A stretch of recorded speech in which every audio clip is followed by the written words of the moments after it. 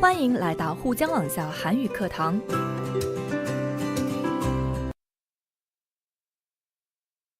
안녕하세요, 여러분. 신선생님입니다. 오늘은 첫 번째 단원에 이어서 한국의 대표 명절인 추석에 대해서 살펴볼 건데요.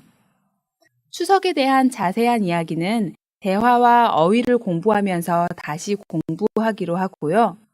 오늘은 두 번째 단원의 문법을 공부해 보겠습니다. 먼저 첫 번째로 공부할 문법은 왜 뭐뭐지 않겠어요? 입니다. 왜 뭐뭐지 않겠어요는 문법이라기보다는 표현이라고 이해하시는 게 더 맞을 것 같은데요. 왜 뭐뭐지 않겠어요는 왜라는 의문사에 지 않겠냐? 라는 부정문과 함께 썼지만 이것은 부정을 나타내는 의문문이 아니라 강한 긍정을 나타내는 역할을 합니다. 그래서 말하려고 하는 내용을 강조하는 표현으로 앞에서 말한 이유 때문에 분명히 그럴 수 있다는 것을 강조해서 하는 표현입니다. 그러니까 쉽게 말하자면 왜 뭐뭐지 않겠어요는 아주 그렇다의 의미와 같은데 강조하는 느낌을 더 준다고 생각하시면 됩니다. 그럼 예문을 보면서 이 표현의 의미를 살펴볼까요? 1번. 이 부장님이 경제적으로 아주 힘드신가 봐요. 대학교에 다니는 아이가 셋이나 있는데 왜 힘들지 않겠어요? 가가 이 부장님이 경제적인 문제, 돈 문제로 힘들어 보인다고 이야기하네요. 이 이야기를 듣고 나가 이 부장님이 당연히 경제적으로 정말 힘들 것이라는 것을 왜 힘들지 않겠어요? 라고 하면서 강조해서 말하고 있습니다. 그런데 이 부장님이 이렇게 힘든 이유가 뭐라고 했죠? 네, 대학에 다니는 아이가 3명이나 돼서 등록금 같은 학비 부담이 크기 때문에 당연히 아주 힘든 상황일 거라고 말한 거죠. 그럼 다음 대화 예문도 보겠습니다. 2번. 유진 씨가 어제 고향 사진을 보고 눈물을 흘리더군요. 고향을 떠난 지 10년이 됐는데 왜 고향이 그립지 않겠어요? 가와 나가 유진 씨에 대해서 이야기를 하고 있네요. 유진 씨가 고향 사진을 보고 눈물을 흘렸다고 했네요. 고향 사진을 보고 울었다는 걸 보니까 고향이 많이 그리웠나 봐요. 가의 말을 듣고 나가 왜 고향이 그립지 않겠어요? 라고 말했죠. 유진 씨가 고향을 떠나온 지 벌써 10년이 됐으니까 당연히 아주 그리울 것이다 라는 것을 강조해서 말한 거죠. 문법이 좀 이해가 되시나요? 그럼 3번 대화도 볼까요? 3번. 미정 씨 부모님이 미정식을 앞두고 많이 섭섭하신가 봐요. 곱게 키운 딸이 시집을 가니 왜 섭섭하지 않으시겠어요? 이 대화에서 보면 미정 씨라는 사람이 곧 결혼을 하게 되나 봐요. 결혼식을 앞두다 라는 표현이 있죠. 이 말은 곧 결혼식을 하게 된다의 의미입니다. 앞두다 라는 동사는 목적까지 일정한 시간이나 거리를 남겨놓는다 라는 뜻인데요.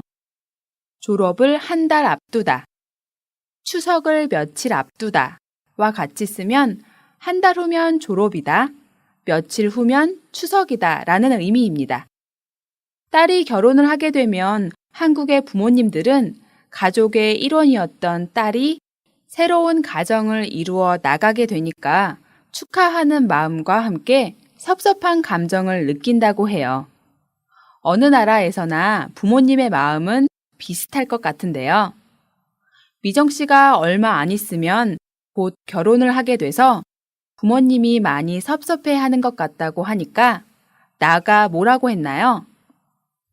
네, 곱게 키운 딸이 시집을 가니 왜 섭섭하지 않으시겠어요? 라고 말했네요. 여기에서 왜 섭섭하지 않으시겠어요? 는 당연히 섭섭하실 거라는 의미를 강조해서 말하는 겁니다. 또 이 문장에서 곱다는 예쁘다의 의미인데 곱게 키운 딸이라고 하면 예쁘게 소중하게 키운 딸을 의미합니다. 잘 이해가 되셨나요? 그럼 네 번째 대화도 볼까요? 4번. 어제 야근을 하고 피곤하지 않아요? 왜 아직도 퇴근을 안 하세요? 왜 피곤하지 않겠어요? 빨리 집에 가서 쉬고 싶어요.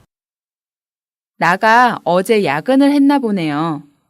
야근은 퇴근 시간이 지나도록 밤 늦게까지 일을 하는 것을 말하죠. 야근을 한 나에게 가가 피곤하지 않아요? 라고 물으니까 나는 왜 피곤하지 않겠어요? 라고 했죠. 야근을 했으니까 당연히 아주 피곤하다고 강하게 말하고 있습니다. 이제 책의 마지막 예문도 같이 볼까요? 5번. 어렸을 때 유학을 가셨는데 외롭지 않았어요? 왜 외롭지 않았겠어요? 돌아오고 싶을 때도 많았어요. 이 대화에서 보면 나가 어렸을 때 혼자 외국으로 유학을 갔었나 봐요. 가가 나에게 어렸을 때 유학을 가셨는데 외롭지 않았어요? 라고 물었네요. 그런데 나가 어떻게 대답했죠? 왜 외롭지 않았겠어요? 라고 대답했네요. 어려서 가족과 떨어져 외국에 유학을 갔으니까 당연히 아주 외로웠다고 강하게 말하는 거죠. 예문에서 보신 것처럼 왜 뭐뭐지 않겠어요? 는 어떤 상황이 당연하게 그렇다는 것을 강조해서 말할 때 사용합니다. 그럼 이제 책 344쪽을 보면서 왜 뭐뭐지 않겠어요를 활용한 연습을 해볼까요? 각 대화의 질문을 보고 왜 뭐뭐지 않겠어요를 사용해서 어떤 것이 당연하게 그렇다는 의미를 강조해서 대답을 완성해보는 활동입니다. 먼저 1번을 볼까요? 1번. 가. 오늘 오후에 면접 시험을 보신다면서요? 떨리지 않으세요? 나. 왜 떨리지 않겠어요? 어제 한잠도 못 잤어요. 나가 면접 시험을 앞두고 있군요. 곧 시험을 봐야 하면 지금 마음이 어떨까요? 막 떨리겠죠? 시험 앞에서 긴장하고 떨리는 건 당연한 건데, 가가 떨리지 않으세요? 라고 이 당연한 질문을 했네요. 이 말을 듣고 나가 뭐라고 했을까요? 당연히 아주 떨린다고 말했겠죠? 그런 느낌을 강조해서 하는 표현이 바로 왜 뭐뭐지 않겠어요? 입니다. 그래서 나는 왜 떨리지 않겠어요? 어제 한잠도 못 잤어요. 라고 자신이 아주 긴장한 상태라는 것을 강하게 말하고 있어요. 여기에서 한잠도 못 자다는 한숨도 못 자다와 비슷한 말인데요. 아주 짧은 시간도 잠을 제대로 자지 못했다의 의미입니다. 자, 그럼 2번 대화인데요. 잘 읽고 대화를 완성해 보세요.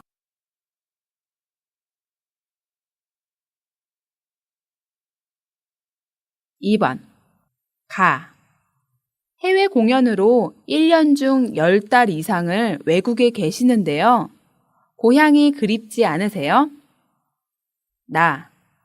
왜 그립지 않겠어요? 가족도 보고 싶고 김치도 먹고 싶어요. 하지만 일을 좋아해서 즐겁게 지내는 편입니다. 여기서 나는 주로 대부분의 시간을 해외에서 공연을 하는 예술가인가 봐요. 1년에 2달 정도만 고향에 있고 나머지 10달 이상을 외국에서 일한다면 당연히 고향이 그립고 가족들도 보고 싶겠죠? 고향이 그립지 않느냐는 질문에 그리움이 당연하다고 강조하면서 어떻게 말했나요? 네, 왜 그립지 않겠어요? 라고 당연히 그립다라고 강조해서 말하고 있네요. 다음 3번 대화도 같이 완성해 볼까요? 3번. 가. 계속 등반을 하시는데 가족들이 걱정하지 않나요? 나. 왜 걱정하지 않겠어요? 그래도 잘 이해해 줍니다. 이 대화에서 나는 높고 험한 산을 오르는 일을 해온 사람인가 봐요. 등반을 하다는 등산과 비슷하지만 보통 산보다 높고 올라가기 어려운 산을 정상까지 올라가는 것을 말합니다.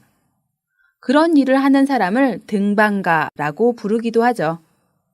이런 일은 잘못하면 사고가 나서 다치거나 심하면 죽을 수도 있기 때문에 가족들이나 주변 사람들이 걱정을 하는 것은 당연하겠죠. 그래서 계속 등반을 하시는데 가족들이 걱정하지 않나요? 라는 가의 질문에 나는 어떻게 대답했나요? 네, 가족들이 당연히 아주 많이 걱정한다고 말하면 되겠죠? 오늘 배운 문법을 사용하면 왜 걱정하지 않겠어요? 라고 할 수 있습니다.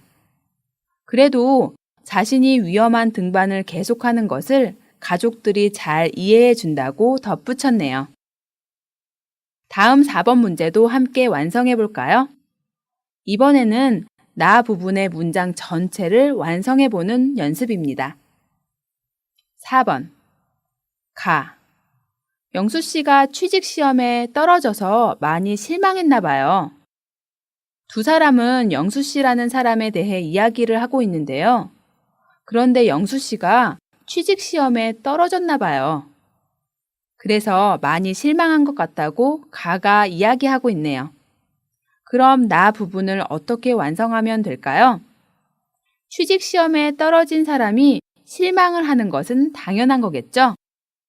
그럼 조금 전에 배운 왜 뭐뭐지 않겠어요를 사용해서 어떻게 문장을 쓰면 될까요? 나, 왜 실망하지 않겠어요? 1년을 준비해온 시험인데요. 1년 동안이나 준비해온 시험에서 떨어졌으니까 실망하는 것은 당연하다는 것을 강조해서 이렇게 말할 수 있겠습니다. 그럼 다음 연습도 계속해서 볼까요? 5번. 가. 민철 씨가 자기 사업을 시작하더니 눈코 뜰 새 없이 바쁜가 봐요.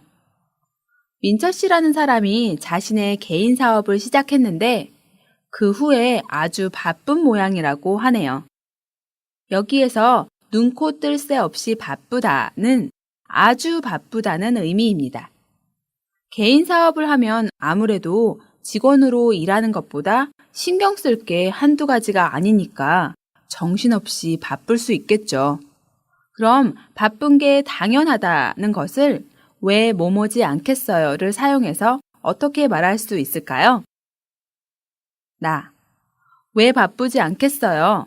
자기 사업을 하면 하루에 24시간을 일해도 모자랄 거예요.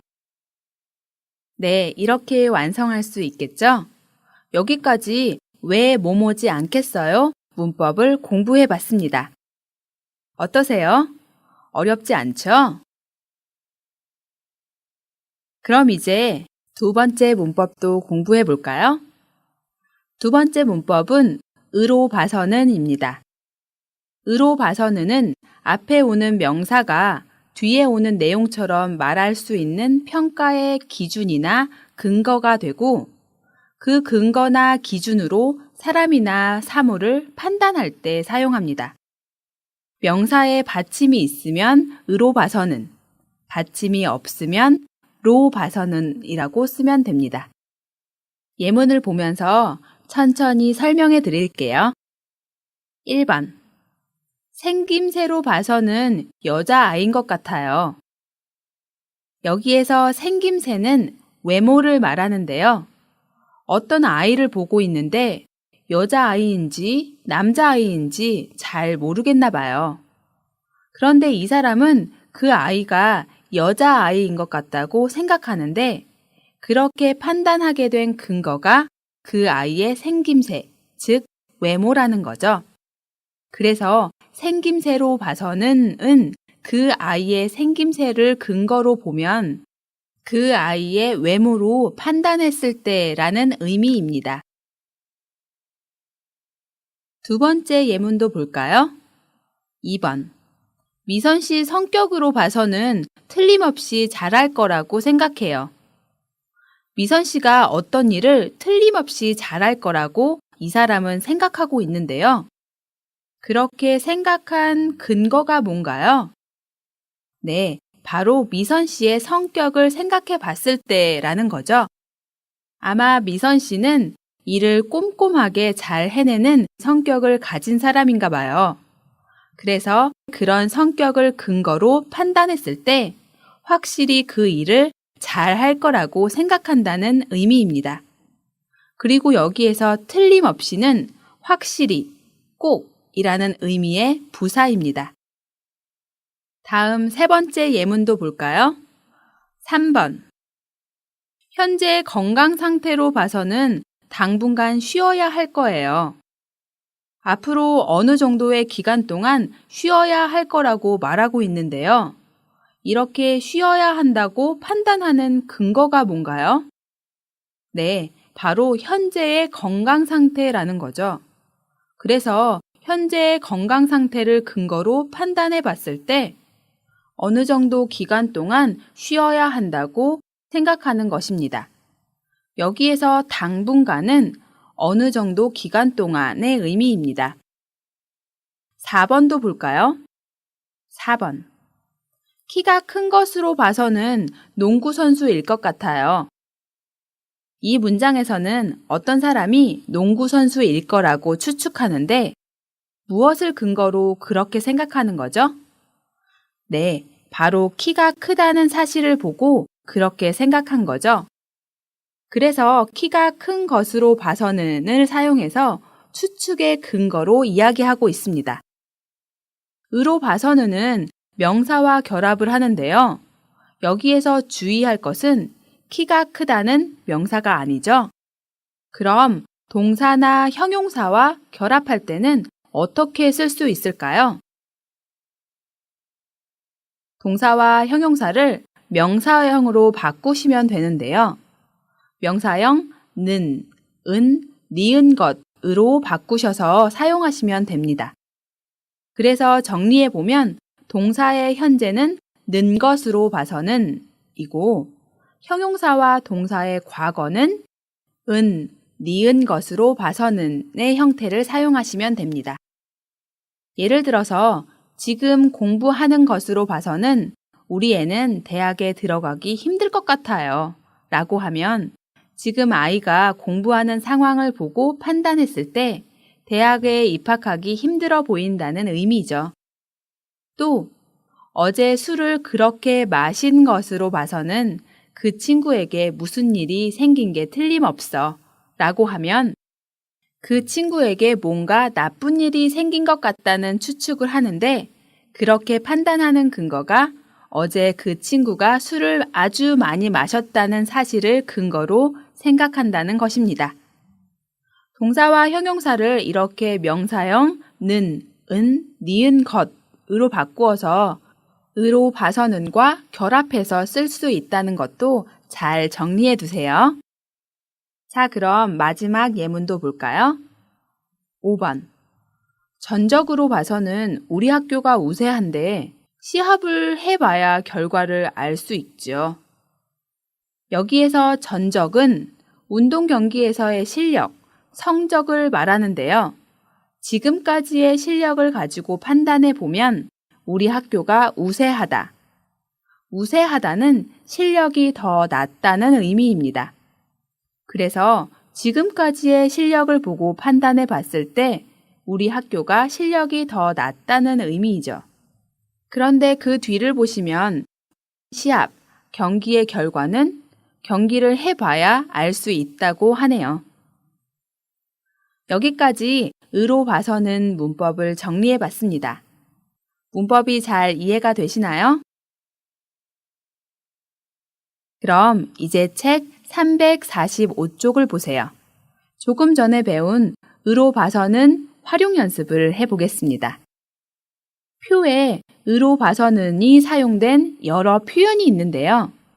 이 표현을 아래 대화에 알맞게 골라서 대화를 완성하면 됩니다. 같이 해볼까요?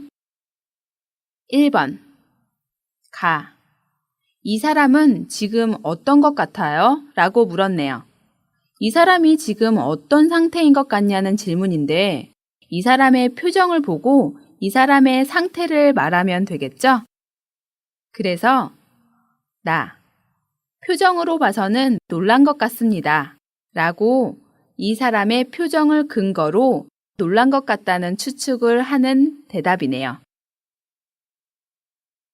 그럼 다음 2번도 함께 완성해 볼까요? 2번. 가.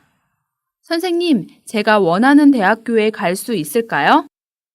가는 자신이 가고 싶은 대학에 갈 수 있는 실력이 되는지 질문하고 있는데요. 그림에 나와 있는 학생의 시험 성적표를 근거로 판단하면 어떤가요? 이 학생은 성적이 아주 좋죠. 그럼 이 성적 정도의 실력으로 보면 충분히 합격할 수 있을 거라고 말할 수 있겠네요. 어떻게 대답할 수 있을까요? 나. 현재 실력으로 봐서는 충분히 합격할 수 있을 것 같아. 걱정하지 말고 열심히 해. 이렇게 쓸 수 있겠습니다. 다음 3번 대화도 완성해 볼까요? 3번. 가. 이 사람은 직업이 뭘까요? 그림에 비행기도 있지만 이 사람들이 입고 있는 옷, 유니폼을 근거로 봤을 때도 이 사람들이 비행기 승무원이라는 것을 알 수 있겠습니다. 그래서 의로 봐서는 문법을 사용하면 나, 옷차림으로 봐서는 승무원인 것 같습니다. 라고 할 수 있겠죠? 다음 연습도 해볼까요? 4번. 가. 선생님, 제 몸이 어떤가요? 네, 병원에서 의사에게 검사 결과를 묻는 환자의 말이네요. 검사 결과를 보고 의사가 뭐라고 할 수 있을까요? 나. 검사 결과로 봐서는 별 이상이 없는 것 같습니다. 이렇게 말할 수 있겠네요. 여기에서 별 이상이 없다는 특별한 이상이 없다의 의미입니다. 그럼 마지막 5번 예문도 볼까요? 5번. 가. 이 두 사람은 어떤 사이일까요? 가는 사진 속에 있는 두 사람의 관계를 묻고 있네요. 여러분 생각은 어떠세요? 이 사진을 보고 판단해 보면 제 생각에는 엄마와 아들인 것 같은데요. 그럼 나를 어떻게 완성하면 될까요?